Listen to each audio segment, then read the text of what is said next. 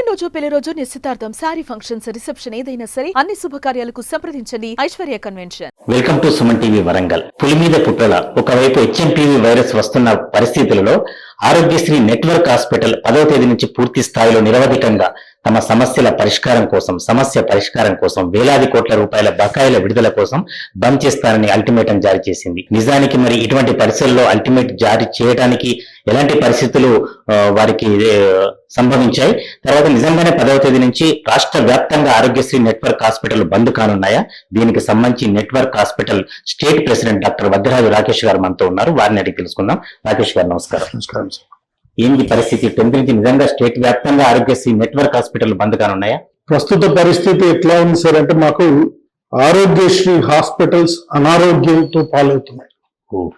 దగ్గర 1200 నుంచి 1300 కోట్ల బకాయిలు రాష్ట్ర వ్యాప్తంగా ప్రతి హాస్పిటల్ కు ఉన్నాయి. దగ్గర 360 హాస్పిటల్స్ తెలంగాణ డిఫరెంట్ డిస్ట్రిక్ట్స్ లో ఉండగా, మన డిస్ట్రిక్ట్స్ లో అంటే హైదరాబాద్ మినహాయింపు వేరే డిస్ట్రిక్ట్స్ లో పూర్తి స్థాయిలో ఆరోగ్యశ్రీకే కట్టుబడి పనిచేస్తున్న హాస్పిటల్ చాలా ఎక్కువ. ఇవన్నీ medium size to small sized hospitals. ఇదేదో హైదరాబాద్ సిటీ లాగా, క్యాపిటల్ సిటీ లాగా, కార్పొరేట్ హాస్పిటల్స్ లాగా కాకుండా ఒక ఇద్దరు డాక్టర్లు, ఒక్క డాక్టరు తన ఎక్స్పీరియన్స్ కొద్దీ తన సంపాదన అంతా పెట్టి నడిపిస్తున్నట్టు అటువంటి హాస్పిటల్స్. ఇవన్నిటికీ దగ్గర కోట్ల రూపాయల పైసలు మెమరాండమ్ ఆఫ్ అండర్స్టాండింగ్ పరంగా 45 నుంచి 50 రోజుల్లో రావాల్సిన బకాయిలు దగ్గర 350 నుంచి 400 రోజుల్లో కూడా రాకపోతే హాస్పిటల్స్ పరిస్థితి ఏంటి?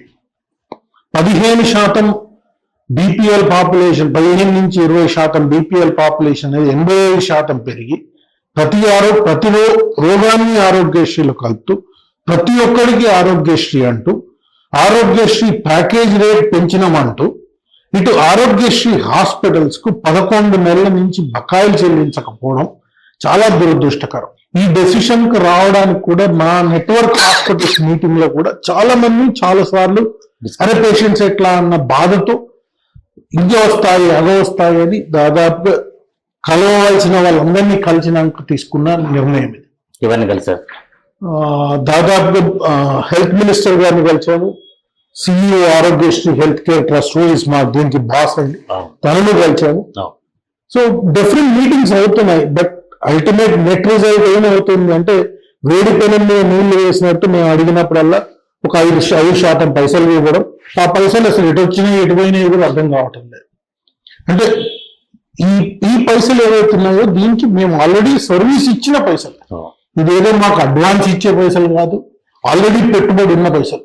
అంటే హాస్పిటల్స్ ఎట్లా ఉన్నాయంటే, క్వార్టర్ టు క్వార్టర్ అడ్వాన్స్ ట్యాక్స్లు కడదామంటే ఇబ్బంది పడే పరిస్థితి, క్వార్టర్ టు క్వార్టర్ ఏదైనా పండుగ వస్తే స్టాఫ్ కి బోనస్ ఇద్దామంటే ఇవ్వలేని పరిస్థితి, స్టాఫ్ లో వచ్చిన మెడికల్ షాప్ వాళ్ళకి ఇవ్వలేని పరిస్థితి, ల్యాబ్ లో వచ్చే మెటీరియల్ కి పైసలు ఇవ్వలేని పరిస్థితి, కన్సల్టెంట్స్ కి మొత్తం పైసలు ఇవ్వలేని పరిస్థితి. ఈ పరిస్థితి ఏంటి? అనారోగ్యంతో పాల్గొన్న తెలంగాణ రాష్ట్ర ప్రజలను చూడాలా, అనారోగ్యంతో ఉన్న హాస్పిటల్స్ అండ్ యాజమాన్యాన్ని చూడాలన్న పరిస్థితుల్లో మేము ఈ చర్య తీసుకోవడం అనేది జరుగుతుంది. కాకపోతే ఈసారి చాలా స్ట్రాంగ్ గా నెట్వర్క్ హాస్పిటల్స్ అయితే మనకు క్లారిటీ ఇవ్వకుండా మనం ముందుకు పోవడం అనేది కుదరదు.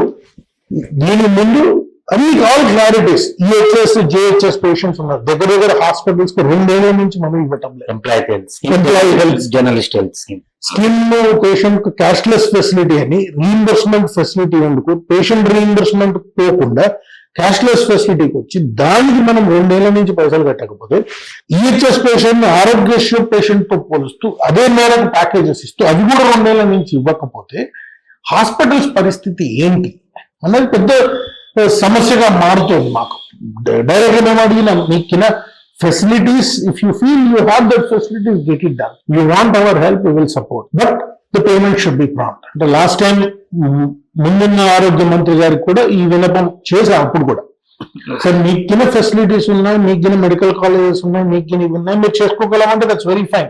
మీరు మాకిచ్చి మాకేదో కోట్ల కొద్ది పైసలు అప్పచెప్తున్నామన్న ఉద్దేశం వద్దు. ఇన్నో విన్ సిచ్యువేషన్ ఉండాలి. I'm unequal partner in the scheme. అంటే పబ్లిక్ ప్రైవేట్ పార్ట్నర్షిప్ లో Aarogyasri network hospitals are unequal and partner. మా ఒపీనియన్ తీసుకోండి. ప్రాబ్లమ్స్ ఏమవుతున్నాయి మాకు కొంత మీరు పెద్దవారిగా మీ దృష్టికి తీసుకొచ్చినప్పుడు తగు నిర్ణయం తీసుకొని ప్రతి విషయంలో మాతో సంప్రదించి చేసుకుంటే చాలా మెరుగ్గా ఉంటుంది. మన అందరికీ ఉద్దేశం ఏంటి, పేదవాడికి నాణ్యమైన కార్పొరేట్ వైద్యం అందించాలి. కార్పొరేట్ వైద్యం అందించాలి అంటే నా హాస్పిటల్ నేను నార్మల్ హాస్పిటల్ కార్పొరేట్ హాస్పిటల్ వరకు ఇంప్రూవ్ చేశాను. దానికి కావాల్సిన పెట్టుబడి కూడా పెట్టాను. ఇవన్నీ మన గవర్నమెంట్ నుంచి వచ్చిన సౌలభ్యం ఏం లేదు. కార్పొరేట్ గా నాకు ప్రాపర్టీ ట్యాక్స్ కడతాం, ఎలక్ట్రిసిటీ బిల్లు కార్పొరేట్ లెవెల్నే ఉంటుంది, అంటే కమర్షియల్ రేట్స్ లోనే ఉంటుంది. అన్ని కట్టుకుంటే because I'm a doctor, I'm interested in giving services to the patient అన్న ఒకే ఒక ఉద్దేశం మేరకు ఈ పర్టికులర్ దాంట్లో మేము వచ్చాం. సార్ రాకేష్ గారు మళ్ళీ చెప్పండి, స్టేట్ వ్యాప్తంగా అంటే తెలంగాణ వ్యాప్తంగా నెట్వర్క్ హాస్పిటల్ ఎన్ని ఉండొచ్చు, ఎంత బకాయిలు ఉన్నాయి? దగ్గర దగ్గర 368 హాస్పిటల్స్ ఉన్నాయి సార్. దీనికి తెలంగాణ నెట్వర్క్ హాస్పిటల్స్ అసోసియేషన్ అన్నది 2015లో మేము ఎస్టాబ్లిష్ చేసుకున్నాం రాష్ట్ర వ్యాప్తంగా. ఓకే. సో దానిలో వీఆర్ అబౌట్ 230 హాస్పిటల్ గ్రాడ్యుయేట్ పెరుగుతూ ఈ హాస్పిటల్ 368కి వచ్చాయి. ఇందులో ఏంటి అంటే corporate hospitals are not part of our district. వాళ్ళకు టీషా అని Telangana super speciality hospitals association వేరేది. సేమ్ ట్రీట్మెంట్ మా హాస్పిటల్స్ లో ఇస్తున్నా మేము కార్పొరేట్ అయి వాళ్ళ దగ్గర కూడా ట్రీట్మెంట్ జరుగుతుంది. మా దగ్గర ఒక ప్యాకేజ్ ఉంది, వాళ్ళకు ఒక ప్యాకేజ్. వాళ్ళకి మనీ వస్తుంది, మాకు మనీ రావడం వాళ్ళకి విడుదలవుతుంది. ఫీఫా అంటారు, అంటే ఫస్ట్ ఇన్ ఫస్ట్ అవుట్. మొదలు ఆపరేషన్ అయిన పేషెంట్ మొదలు పైసలు రావాలి అని. జనవరిలో అయిన పేషెంట్స్ ఆపరేషన్ చేస్తే ఫస్ట్ జనవరి పేషెంట్స్ రావాలి. ఇక్కడ ఏమవుతుందంటే జనవరి కొన్ని పేషెంట్స్ వస్తుంది, ఫిబ్రవరి కొన్ని వస్తున్నాయి, మార్చి కొన్ని వస్తున్నాయి, ఏప్రిల్ కొన్ని వస్తున్నాయి. అంటే ఫీఫో అన్న సిస్టమ్ అన్నదే తీసేస్తారు అని అర్థం. ఫస్ట్ ఇన్ ఫస్ట్ అంటే జనవరిలో నేను ఫస్ట్ ఆపరేషన్ చేసిన దాన్ని డిశ్చార్జ్ సమరీ అన్ని పంపించి దాని క్లెయిమ్ పేపర్ మొత్తం జనవరి అన్ని వచ్చినాక ఫిబ్రవరి రావడం మొదలు కావాలి. ఇలా కాకుండా మెనీ అట్ ద టైమ్స్ ఏమవుతుంది, మనం ఆరోగ్యశ్రీకి పంపిస్తాం, 25,000 రూపాయలు ఇస్తానంటాడు, సడన్ గా కూర్చొని 10,000 ఇస్తాడు, మిగిలిన 15,000 ఎందుకు ఇవ్వడం అనేది కూడా తెలియదు మనకు. వాళ్ళలో రీచ్ అయ్యామంటే కూడా దేర్ ఇస్ నో ఫెసిలిటీ. అంటే దగ్గర 25 to 30% of the cases are getting deducted. బకాయిలతో పాటు కన్సెషన్ సమస్య కూడా తీవ్రంగా. డిడక్షన్స్ అండి, కన్సెషన్స్ కూడా డిడక్షన్ మనకు అసలు ఏ నోటీస్ కూడా ఉండదు. Just the money is deducted, that money comes. Why that money? ఆ పేషెంట్ నేను ఎంత ఇన్వెస్ట్మెంట్ పెట్టాను already, none of them are aware about it. ఇట్లాంటి పరిస్థితుల్లో because we are doctors we are interested to serve the people అన్నందుకు ఇంట్లోకి వచ్చాం ఈ స్కీమ్ లో. That is the present position. 11 నుంచి 1200 కోట్ల బకాయిలు, 360 హాస్పిటల్స్ పేరు మీద, అంటే ఎన్ని కోట్ల రూపాయలు ఆగి ఉన్నాయి. అంటే ఎంఓయూ పరంగా మాకు 45 to 50 days this amount has to come in to our account. Claim process పెట్టిన దగ్గర నుంచి 45 రోజుల్లో, అంటే ఇవాళ పేషెంట్ అడ్మిట్ అయితే 11వ రోజు కుట్లు తీస్తే 5 రోజులకు క్లెయిమ్ ప్రాసెస్ మొదలవుతుంది, 15 రోజులకు. అక్కడి నుంచి 45 రోజులు, అంటే పేషెంట్ అడ్మిట్ అయిన దగ్గర నుంచి అంటే 2 నెలల లోపల ఈ పైసలు నాకు రావాలి. ఈ దగ్గర 11 నెలలు అవుతుంది దిస్ ప్రాసెస్. అంటే నా ప్రాసెస్ అంతా ఎట్లా ఉంటుందంటే small and medium segment hospitals, the rotation of money will keep the hospital sufficient. బయట నుంచి అప్పులు తీసుకొచ్చి, ఎందుకంటే వేరే డిపార్ట్మెంట్స్ ఎక్కడి నుంచి మనీ వస్తే అవన్నీ కూడా వీటిలో ఇన్వెస్ట్ చేయడం అవుతుంది. అండ్ అట్ ద ఎండ్ ఎన్ని వస్తాయో తెలియదు, ఎప్పుడు వస్తాయో తెలియదు. సరే, ఇప్పుడు 10th బంద్ గురించి ఎవరికి అల్టిమేట్ జారీ చేశారు, ఎవరికి ఇచ్చారు? అంటే మాకు as we are tied up with an MOU with the CEO గారికి already we have forwarded a mail to his notice today in the morning that from 10th we are unable to give. Already 7th. అవునండి. అంటే మీకేమైనా reply వచ్చిందా? ఇంకా ఇప్పటి వరకు అయితే ఏం రాలేదు sir. We are looking forward for the government and the officials to think, considerate our problems.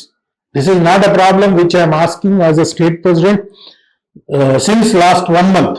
This is a problem which is far-reaching. This is an Aarogyasri which is mentioned after Y.S. Rajshekar Reddy garu. Congress ప్రభుత్వంలో తీసుకొచ్చింది.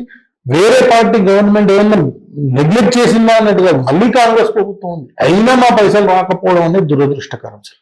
Sir, ఒకవైపు variants గురించి చాలా ఆందోళన చెందుతున్న పరిస్థితులలో network hospital కూడా పూర్తి స్థాయిలో ఓపీ సేవలు బంద్ పెడితే పరిస్థితి ఏమిటి? దీనిపై ఎవరు పరిష్కరించాలి, ఎట్లా పరిష్కరించాలి? అంటే మీరన్న పాయింట్ అండి. ఇన్ని రోజులు మేము ఆగడం అంటే ఎక్కడికి అంటే కుతుకెళ్ళడానికి మునిగే వరకు ఆగాం. ఏమవుతుంది, మేము చేయలేకపోతున్నా అని చెప్తాను. మేము ఏదో ఆపేస్తాము చూడము అనేది కాదు. రిలీజ్ ఎవర్ మనీ 1,000 కోట్ల రూపాయలు, 11,400 కోట్లు లక్షల కోట్ల బడ్జెట్లు ఉన్న దాంట్లో 1000 కోట్లు is hardly any amount sir. Patients పెరుగుతున్న కొద్దీ బడ్జెట్ దేనికోసం అయితే కేటాయిస్తామో అది పెంచాలి. పెంచకుండా అదే బడ్జెట్ లో ట్రీట్మెంట్ ఇవ్వాలంటే ఈ కన్సెషన్స్ డిడక్షన్స్ అవుతాయి. ఎందుకంటే అలానే సర్దాలి మరి అర్థం అంటేనే ఈ కన్సెషన్స్ డిడక్షన్స్. బడ్జెట్ విడుదల చేయాలి, బడ్జెట్ పెంచాలి కదా. పేషెంట్స్ మీరు పాపులేషన్ తెలంగాణలో 3.5 crores ఉన్నప్పుడు ఒక బడ్జెట్ పెడితే 4.5 కోట్ల ప్రజలైనా మరి పెంచాల్సిందే. నెంబర్ ఆఫ్ డిసీజెస్ పెంచుతున్నాం, ప్యాకేజెస్ పెంచుతున్నారు. ప్యాకేజెస్ ఒక పేషెంట్ కి నేను 30,000 చేసే సర్జరీ 31,000 అయ్యి అప్పుడు 5 లక్షల ప్యాకేజ్ నుండి 10 లక్షల ప్యాకేజ్ కు పెంచి లాభం ఏంటి? మనం పేపర్ కోసమే కాదండి, ప్రజలకు మెరుగు కావాలి, ఇటు సర్వీస్ ఇచ్చే హాస్పిటల్స్ కు ఏమంటారు మనం చిత్తశుద్ధి చూపించాలి. సార్ దీని తీవ్రత పై స్థాయికి అంటే ముఖ్యమంత్రి గారి స్థాయికి వెళ్ళటం లేదని ఏమైనా అనుకుంటున్నారా, లేకపోతే వారిని కలిసే ప్రయత్నం ఏమైనా చేస్తారా? ముఖ్యమంత్రి గారిని కూడా కలుద్దామన్న ప్రయత్నాలు చేస్తున్నాం సార్. కాకపోతే ఏంటి అంటే మెనీ టైమ్స్ మాకు ఇందులో ఫాదర్ లాంటి ఫిగర్ ఆరోగ్యానికి సంబంధించి కాబట్టి ఆరోగ్య మంత్రి గారు వారికి నిర్ణయించుకున్నాం, వారికి రిప్రజెంటేషన్ ఇచ్చాము. వారు కూడా పెంచుతామంటే we welcome that suggestion. Stream line చేస్తామన్నారు. బట్ దాదాపుగా మే జూన్ నుంచి 6 months 7 months వెయిట్ చేశాం.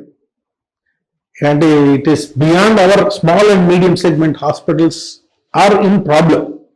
అంటే మేము కోరుకునేది ఒక్కటే, ఆరోగ్యశ్రీ హాస్పిటల్ను కాపాడండి, ప్రజలకు మెరుగైన వైద్యం ఇవ్వడానికి ముందుకు వస్తున్న డాక్టర్లకు సహకరించండి.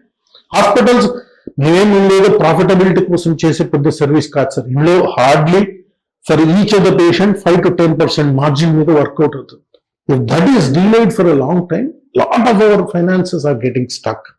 అది మాకున్న మేజర్ ప్రాబ్లం. రైట్ సార్, ఈ 10th OP సేవల బంద్ గురించి చివరగా ఏం చెప్తారు, ప్రభుత్వానికి కావచ్చు ప్రజలకు కావచ్చు? ప్రభుత్వానికి మేము సార్ ప్రతిసారి విన్నవించుకున్నట్టుగానే ఈసారి కూడా విన్నవించుకున్నట్టుగానే చీఫ్ మినిస్టర్ గారికి అయితే కానీ, ఆరోగ్య మంత్రి గారికి అయితే కానీ, ఇతరాత్ర సిబ్బంది దీనికి హెల్త్ కి సంబంధించిన సిబ్బంది కోరుకునేది ఒకటే, మా ప్రాబ్లమ్స్ అర్థం చేసుకోండి. మేము అడిగే ప్రాబ్లమ్ గుంతమ్మ కోరికలు ఏమి కావు, simple problems which can be adjusted. Scientific costing అన్న దాని మీద మేము వర్కౌట్ చేసి చూస్తే Aarogyasri packages are very low. అయినా చేస్తున్నాం. The only agenda is to serve our people. ఈ గడ్డలో పెట్టినందుకు ఈ ప్రజలకు చేయాలన్న ఉద్దేశం ఒకటి. ఇవాళ చేయలేని పరిస్థితుల్లో మేమున్నాం. ఈ ప్రజలకు చేతులెత్తి దండం పెట్టడం తప్పించి మిగిలింది ఏమీ లేదు మా వరకు. వీలున్నంత వరకు ఎమర్జెన్సీ పేషెంట్ కు స్టిల్ సర్వీసెస్ ఇస్తాము. అది మా వైద్య వృత్తితో కూడుకున్న ఇది. బట్ మా ప్రాబ్లం ప్రజలు కూడా అర్థం చేసుకోవాలని విన్నవించుకుంటున్నారు.